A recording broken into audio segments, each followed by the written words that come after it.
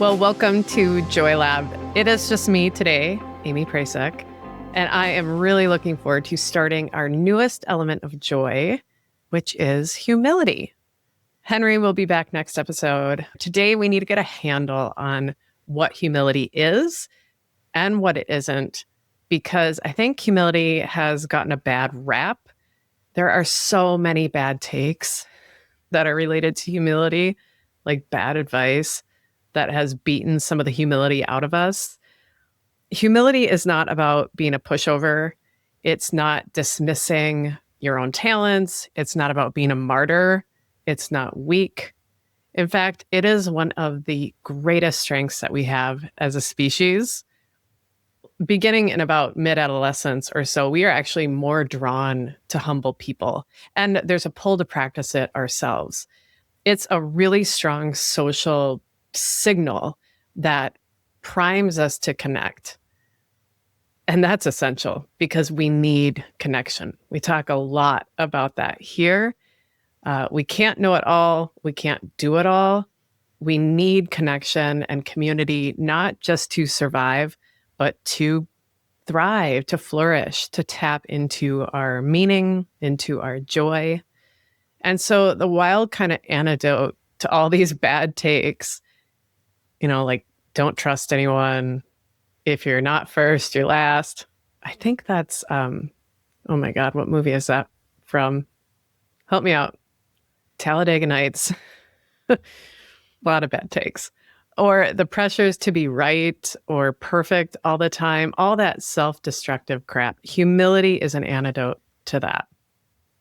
And I think a big reason why is it frees us from this prison of thinking that we're in this alone, that we have to, again, know everything, that we can't make mistakes, that we are 100% responsible for everything in our lives. That's not to dismiss responsibility, but there is nuance there. There is recognition that we're part of something bigger. Humility offers that to us. Humility means that you have an accurate, grounded sense of who you are. It's not inflated. It's not deflated. So that's kind of more or less the formal definition. Again, you have an accurate, grounded sense of who you are, not inflated, not deflated. C.S. Lewis, in one of his books, kind of describes humility as self-forgetfulness, which maybe doesn't sound great initially, but it kind of gets at this powerful paradox of humility and the freedom that it can offer us. I think we probably know or have felt that when you're hyper-focused on yourself, when you're self-monitoring constantly, when you're only focused on all of the things that are happening right from your head to your toes within that skin, that kind of hyper self-attention is paradoxically self-destructive. It's just too much. And it either runs into excessive self-criticism, negative self-attention, or to the other side, into kind of a narcissistic self-obsession, self-aggrandizement. Both of those extremes shrink our world.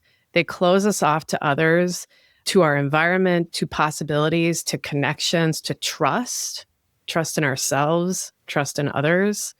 So this self-forgetfulness is freeing. There's a quote that's been, I think, actually falsely attached to C.S. Lewis, but it gets at this argument of C.S. Lewis. It's that humility is not thinking less of yourself. It's thinking of yourself less often. Not thinking less of yourself. Just thinking of yourself less often. So what does humility look like?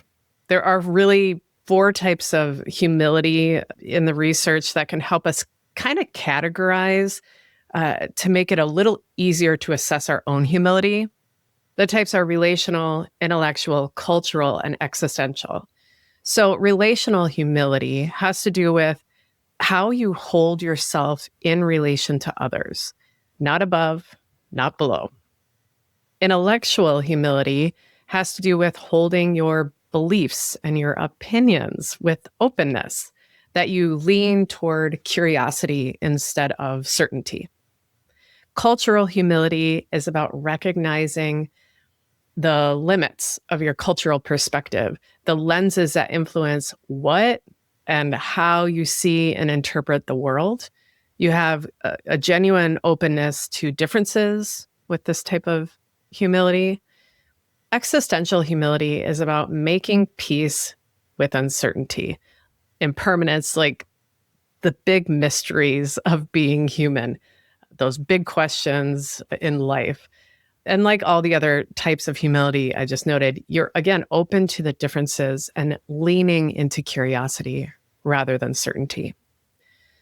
Humility can show up in these 4 different areas in our lives, and we may be really nailing one area, not so great in another, and they cross over. There's not super clean lines between these, but identifying them can help us just get a bit of a category to assess how we're doing in certain areas.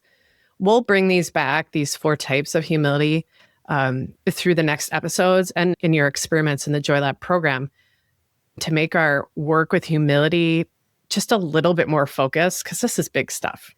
And working with humility can be hard. It's not like our element, I don't think, of savoring or awe, where so much of it feels really good to do. This can be uncomfortable. It is so worth it, but it can be uncomfortable. And we'll dig into why that is in later episodes. But I just want to highlight a few reasons for us to consider now and to help those of us in the program maybe get started with our first experiment as well this month. So here are a few reasons why we might struggle with humility. First, a lot of us have been taught or pressured to perform rather than to be ourselves in the world. We've been warned to not trust, maybe to believe that only one way or person or perspective can be right, and that being wrong is a threat to your survival or your everlasting life or whatever. And so, of course, we fear being wrong or exposed. We've created a kind of certainty culture that is super toxic. It makes being wrong, being unsure, really hard. There's a lot of pressure to be confident that you're right. Not to be right, but to be confident that you're right. There's a difference, and it really matters. And of course, it is really common to want to protect our ego. Humility can feel like a threat, like a physical threat. We're opening up, we're trusting in uncertainty, we're increasing our uncertainty tolerance, and that can feel like a threat, which means our stress response shoots up, and that can make stepping into humility actually pretty difficult, even when we want to do it. But there are strategies to help us do it. So there are some big obstacles here. We'll get into these a lot more over the next 4 episodes. Most importantly, we'll talk about how we can build humility up. And we'll do this using some guidance from humility researcher, Dr.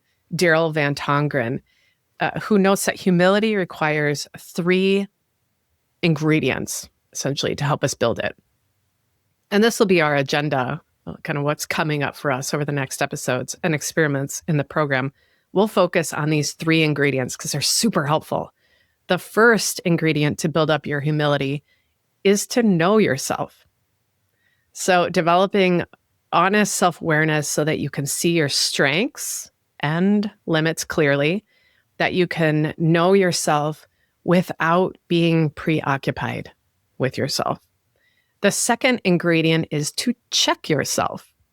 This is about reducing defensiveness, reducing the need to protect your ego. These all sound pretty difficult. Know yourself, check yourself. The next one, going beyond yourself.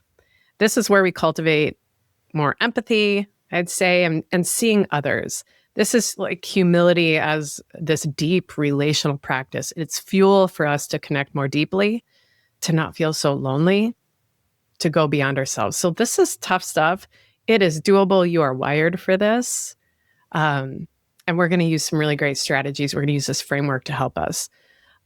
I just love that we're digging into this together. Everyone, it feels very counterculture and radical, which I dig, but also it's just really, really good for our minds and hearts. And I think we are absolutely craving this right now as a culture. Just like looking at the loneliness epidemic, looking at our increases in depression and anxiety that we're seeing. Humility has something to say here.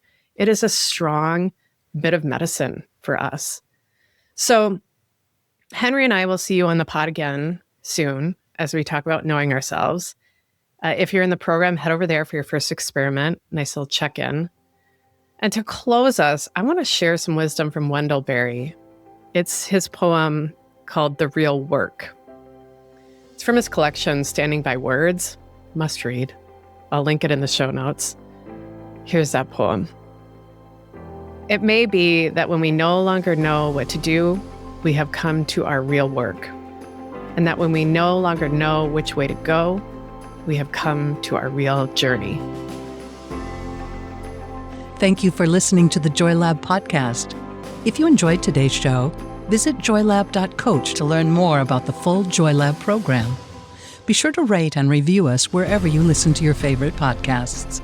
Please remember that this content is for informational and educational purposes only. It is not intended to provide medical advice and is not a replacement for advice and treatment from a medical professional. Please consult your doctor or other qualified health professional before beginning any diet change, supplement, or lifestyle program. Please see our terms for more information.